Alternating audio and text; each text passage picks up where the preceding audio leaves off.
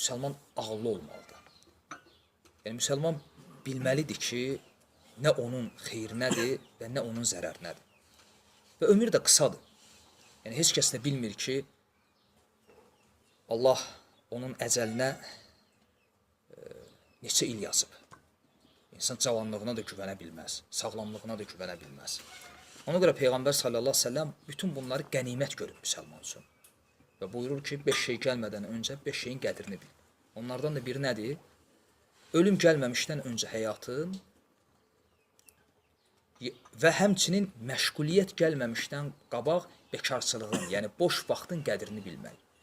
Bu vaxt ki var, bu cavanlıq və ya bu sağlamlıq, yəni bunun qədrini bilmək lazımdır, bunu düzgün dəyərləndirmək lazımdır. Ona görə müsəlman gücü çatan qədər faydalı elmə yönəlsin.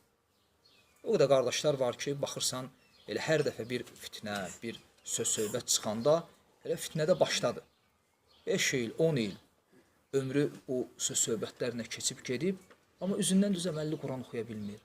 Allahın kitabından 2 suradan, Fatihə-i İxlasdan başqa sura bilmir. Yəni, ahirətə nə tədarük gördün, nə aparırsan özünlə, heç nə. Yəni, bu fitnələri, bu söz-söhbətləri. Və belə deyəndə bəzən nə deyirlər? Deyir ki, qardaş, mən kiminsünsə xeyr istəyirəm. Yəni, kimisə oddan çıxarmaq və s. Subhanallah, sən özünü oda atmaq naminə kimisə oddan çıxarmaq istəyirsən. Şəriətdə belə qayda yoxdur. Yəni, mən kimisə özümü oda atmaq naminə kimisə oddan çıxarım. Sən özünü oda atırsan. Sən özünü birinci düşünməlisən. Ona görə, yəni, müsəlman gücü çatan qədər faydalı elm tələb eləməlidir. Və elm də belə bir şeydir ki, yəni onu tələb eləməsən, onu öyrənməsən, yəni onun dəyərini bilməyəcəksən. Bu da faydalı elm. Faydalı elm. Yəni hər söz-söhbət faydalı elm sayılmır və ya hər oxunan mövzu, hər dinlənilən mövzu faydalı elm sayılmır. Belə qardaşlar var, ərəb dilini bilir. Məsələn, yəni ərəb dilini bilmək kifayət eləmir. Sadəcə olaraq ərəb dilini bilirsə, ərəb dilini bilməyəndən üstünlüyü var ki, biraz onun üçün elm tələb etmək üçün qapı biraz genişdir. Yəni, ərəb dilini bilməyən, məsələn, tərcümələrdən asılıdırsa, tərcümə kitablardan və ya Azərbaycan, Rus dilli dərslərdən, amma ərəb dilini bilən üçün biraz qapı genişlənir. Yəni, kitab tərcümə olunmasa da, ərəb dilində kitabların əslinə müraciət edə bilər, alimlərin dərslərini dinləyə bilər. Hətta insan belə olsa belə, yenə də faydalı olan seçməlidir. Yəni, o demək deyil ki, insan elm tələb edirsə, gündə məsələn 20 səhifə kitab oxuyursa, bu xeyr üzərindədir. Belə demək olmaz. O qədər elm tələb edənlər var ki, xeyr üzərində deyil. Yəni, əsaslı elm tələb edənlərdən tutmuş, sıravi qardaşlara can, çünki niyə görə bunu deyirəm? Çünki hər kəs elm tələbəsi olmalıdır. Hər kəs, yəni müsəlman əsli etibarı ilə dəvətçi olmalıdır. Müsəlman əsli etibarı ilə elm tələbəsi olmalıdır. Çünki elm tələb etmək kiməsə xas deyil. Elm tələb etmək kişi və qadın hər bir müsəlmana vacibdir. Aydındır. Ona görə hətta elm tələb edəndə belə, nəyisə dinləyirsənsə, nəsə oxuyursansa, yəni sən təsəvvür et ki, məsələn, belə bir misal verim, bir qardaşdır, misal üçün ərəb dilini bilir və ərəb dilini bilməsin, elə öz dilində, hər gün özü üçün proqram qoyub, məsələn, 20 səhifə kitab oxuyur. Qıraqdan biri baxır, deyir ki, maşallah, o xeyr üzərindədir. Niyə? Çünki hər gün 20 səhifə kitab oxuyur. Amma gedib oxuduğuna baxsan, ola bilər ki, görəsən ki, yox, bu hər gün 20 yox, 50 səhifədə oxusa, xeyr üzərində deyil. Çünki ona lazım olan şeyləri oxumur. Ona lazım olan şeyləri dinləmir. Bir dəfə belə bir hadisə, biraz buna oxşar bir şey Şəkidə də orada da danışdıq. Yəni, bu elə mövzular var, məsələn, düzdür, əsli etibarıyla şəhəri mövzu olsa da, tutaq ki, namaz qılmayan hökmü, məsələn, belə mövzular. Hansı ki, ondan qabaq yüzlərlə məsələlər var. O məsələləri öyrənməlidir ki, yəni, dini budur. Sabah ibadətində, dəvətində ona fayda verəcək. Bir qardaş, deməli, ərəb dilini öyrənib deyəndə Mədinə kitabı 4 cildi qutarıb. Qardaş cümədə görüb məni, bir 4-5 ilin söhbətidir. Qardaş mənə dedi ki, yəni asan dildə olan yüngül kitabları istəyirəm oxumaq. Yəni ərəb, yəni Mədinə kitabını qutarıb, indi istəyir biraz dilini açsın. Ərəb dilində, yəni alimlərin, şeyxlərin kitablarından istəyir. Dedim, olar, verərəm, oxuyub qaytararsan. Dedim, nə mövzuda istəyirsən? Dedi, bax, əgər namaz qılmayan hökm barədə kitab varsa, dedim, subhanallah, qardaş, sən yəni neçə ildir ərəb deyir, axı 2-3 ildir, biraz da yaşı da var idi, yəni hiss olunur ki, əziyyət çəkib yəni bunu öyrənmədə, yəni əməl başda vaxtı görür. Dedim, qardaş, Allah sən rəhm eləsin. Sən yəni buna görə öyrənmişdinsə, öyrənməməyin, öyrənməyindən xeyirli idi. Çünki özü yükləyirsən axı. Cahil olsaydın, bəlkə də bundan daha xeyirli idi ki, üzr sahibisən, üzr əhlisən, cahilsən də, məsələn, belə fərz eləyək. Belə, çünki insan elmdə irəliləyirsə, elm naminə nəsə əldə edirsə, bu həm də özünü məsuliyyətlə yükləyir. Ona görə öyrəndiyinə əməl etməlidir. Öyrənəndə faydalı şey öyrənməlidir. O şey ki, həm öz nəfsinə fayda verəcək, həm də öz yaxınına, ətrafına, dostuna, tanışına. Belə şeylərdə yəni diqqətli olmaq lazımdır. Yəni sözümün canı budur.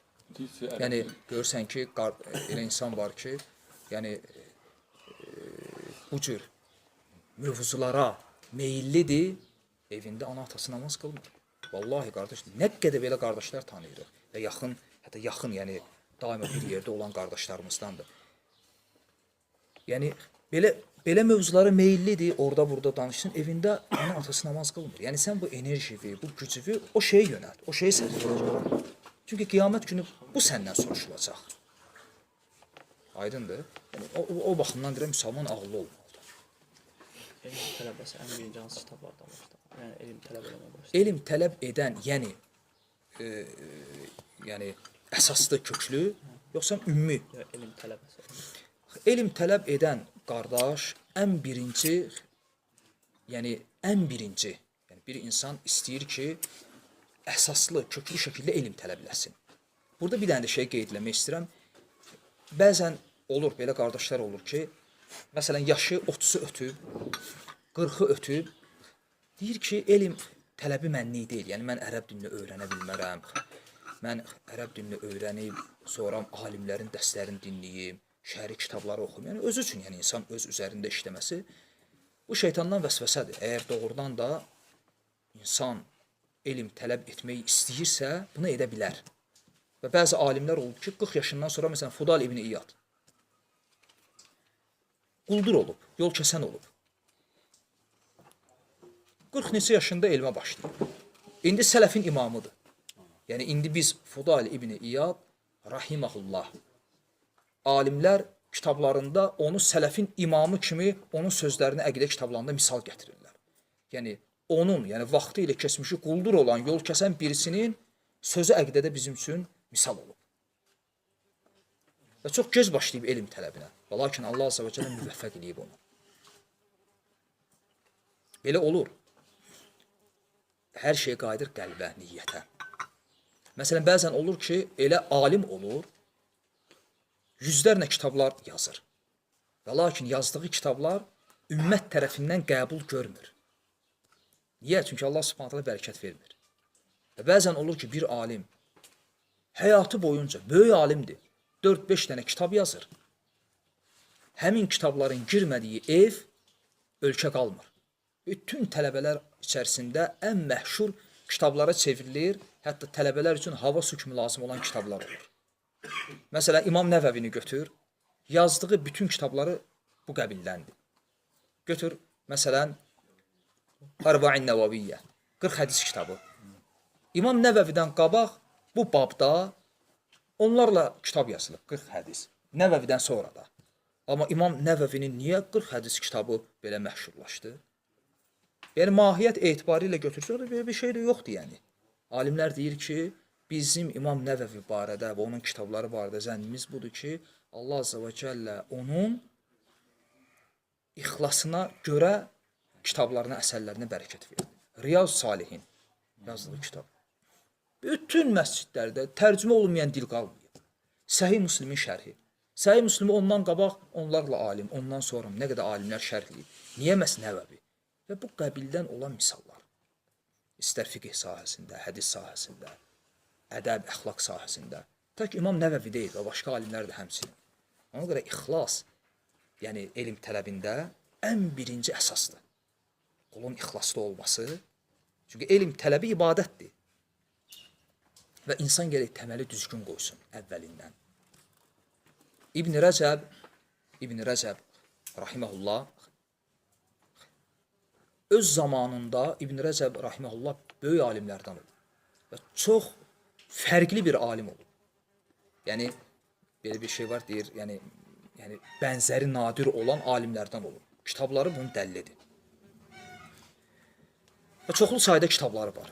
Və lakin o qədər zahid, o qədər abid insan olub ki, öz zamanında belə desək, insanların, yəni haqqını ödəyəcək, onları dəvət edəcək, onları irşad edəcək alimlər olduğuna görə özünə ehtiyac görməyib. Yəni insanlardan çox qaynayıb qarışmayıb. Və öz zamanında, sağlığında, yəni İbn Rəcəb deyiləcək bir alim deyə məşhur olmayıb.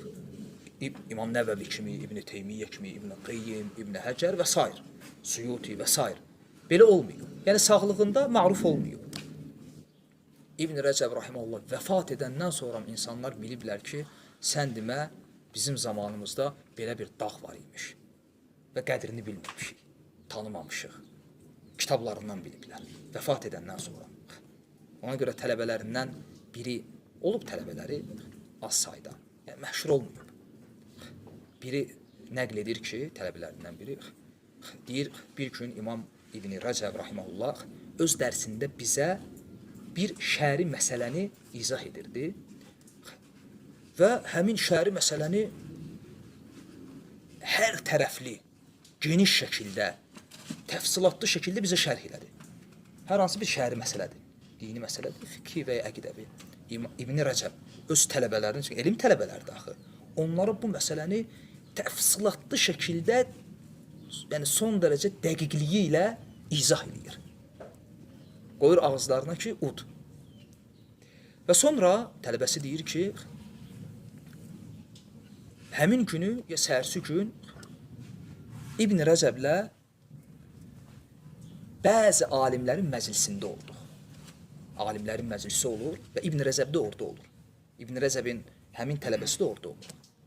Və tələbəsi deyir ki, həmin mövzu, hansı ki dünənləri bizə o mövzunu, o şəri mövzunu təfsilatlı şəkildə izah etmişdi, həmin mövzunun müzakirəsi alimlər içərisində, alimlər arasında düşür. Və İbn Rəcəb susur, danışmır. Və tələbəsi deyir ki, bu hal deyir, bizə çox qəribə gəldi. Və məclisdən çıxandan sonra dedi ki, ey imam, ey müəllim, eyni məsələ idi, dünənləri bu məsələni bizə izah edirdin, yəni saatlarla danışdın, bir dənə barmaq yeri buraxmadın. Eyni məsələ idi, alimlərin məclisində həmin mövzu düşdü, yəni səs çıxarmadın. Tələbələri də istəyirdilər ki, İbn Rəcəb danışsın ki, baxma, tələbədir, o da müəllimdir, qoy müəllimləri zahir olsun. İbn Rəcəb deyir ki, çünki deyir, sizinlə olan məclisim Allah üçündür. Sizinlə olan məclisim o Allah üçün idi. Amma onlarla olan məclisim, çünki başlasaydı danışmağa, istər-istəməz, subhanallah, gör qəlb, yəni insan belə olmalıdır. Ona görə elm tələbində ən birinci amil budur. Ən birinci məsələ budur ki, insan o təməli düzgün qoymalıdır. Birinci nədir? İxlas. Və ikinci gəlir, düzgün şəkildə Quran oxumağı bacarmaq. Vallahi bəzən qardaşlar olur, ərəb dilində də müəyyən səviyyəyə gəliblər, üzündən düzəməlli Quran oxuya bilmir. Çox qəribədir. Bilirsiniz niyə? Çünki elə bilir ki, elm tələbi nədən ibarətdir? Ərəb dilini öyrənim, bir-iki dənə qaydanı əzbərliyim və 2-3 dənə mövzu var. O mövzuda kitab oxuyum. Belə deyil. Sən birinci Allahın kitabını oxu. Allahın kitabını düzgün, səlis şəkildə, təcvidlə, gözəl şəkildə oxumağı bacarmalısan. Yəni, Quran qirayətində sənin problemin olmalı deyil. Bu bir. Elm tələbində ən vacib əsaslardandır. Və ikincisi, Qurandan gücün çatan qədər əzbərləməlisən. Qurandan gücün çatan qədər əzbərləməlisən. Yadıma gəlir, Misirdə Azərbaycanlı bir tələbə təzə gəlmişdi Misirə. Zəng elədi mənə, məsləhət istəyirdi. dedi ki, yadıma gəlmir, dedi ki, hansısa mətni, yəni hansısa alimin yazdığı bir balaca risaləni, şəriət mətnini əzbərləmək istəyirəm, yoxsa artıq başlamışam əzbərləməyə, nə məsləhət görsən? Qardaşa dedim ki, qardaş, Allahın kitabından neçə səhifə əzbərləmisən? Bilmirəm indi neçə səhifədir, neçə cüzdür. Yəni ortaya yaxşı bir şey çıxmadı. Dedim, subhanallah, sən aləmlərin Rəbbi olan Allahın kəlamını qoymusan kənara, hansısa bir bəşərin sözünü, məsələn, Muhammed ibn Abdülvahabın Usulü Sələsə, 3 əsas kitabını əzbərləyirsən. Bu düzgün metod deyil.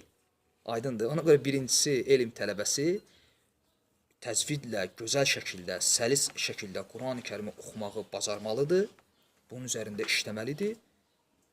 Və biz özümüz də belə olmuşuq. Əstəğfurullah, mən demirəm elm tələbəsiyəm, o mənada yox. Allah Subhanahu taala bizi həqiqi, Rabbani elm tələbələrindən etsin. Biz bunun üçün dua edirik. Sadəcə olaraq biz özümüz də belə, yəni uşaqlığımdan 3 il Qurana vaxt ayırmışam özüm. 3 il. Həm Quranın qiraəti, təcvidi, hifsi, 3 il yalnız Qurana. Yəni elm tələbi səbr tələb edir. Aydındır? Yəni belə deyil ki, yəni ərəb dilini öyrəndim, 2 dənə oradan qayıdı, belə deyil. Hər şey pillə-pillə, mərhələ-mərhələ olur. Və gücü çatan qədər Qurandan əzbərləməlidir. Gücü çatan qədər. Bu da necə olur? Məsləhət budur ki, təbii ki, lap gözəl olar Quranı hifz eləsin. Əgər buna gücü çatmırsa, heç olmasa Quranın arxadan heç olmasa 2 cüz əzbərləsin. Cüz ammə ilə Tabarıq cüzü əzbərləsin ki, namaz qiraəti üçün, yəni kiçik surələr olduğuna görə. Və sonra arxadan əzbərləyə getməsin. Arxadan 2 cüzü əzbərləyəndən sonra keçsin önə. Bəqərə, Əli İmran, heç olmasa Bəqərə, Əli İmran, Nisə, Məidəni əzbərləsin. 5 böyük surəni əzbərləsin. Nə üçün? Çünki əzbərləsə, gələcəkdə ona çox xeyir verəcək. Bütün Qur'anı hifz etmək elm tələbəsi üçün şərt olmasa da, əhkam ayələrini, yəni Quranda olan fiqhi ayələri əzbərləmək şərtdir. Bu fiqhi ayələrin, əhkam ayələrin əksəriyyəti də Quranın önündə Bəqərə, Nisə, Əli İmran, Məidə bu surələrdə gəlir. Aydındır?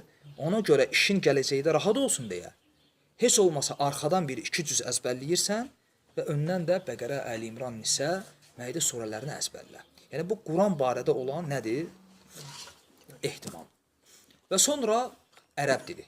Ərəb dili cəhətindən də ki, ümumiyyətlə lazım deyil ki, ərəb dili qrammatikasında çox xırdaçılıq eləmək. Bu lazım deyil.